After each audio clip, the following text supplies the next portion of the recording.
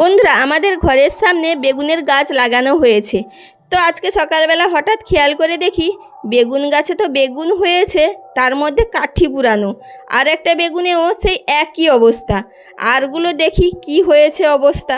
তো দেখো, আরগুলো বেগুনও যখন দেখি সেই একই, সব বেগুনে এরকম কাঠি পুরানো। তো মনে মনে ভাবলাম এই সব কাজ কে করতে পারে? এটা একমাত্র আমার ছোটো মেয়ে ছাড়া আর কেউই করবে না। দেখো, সব কটা বেগুনে এই একই অবস্থা, কাঠি পুড়ে দিয়েছে। আমি যখন ভিডিও বানিয়েছিলাম আমার ছোটো মেয়ে ঘরে ছিল না, টিউশন পড়তে চলে গিয়েছিল।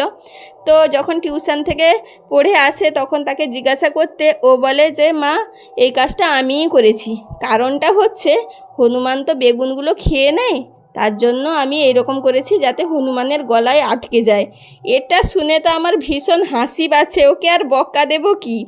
তো কাদের কাদের বাচ্চারা এরকম দুষ্টুমি করে অবশ্যই তোমরা কমেন্টে আমাকে জানিও।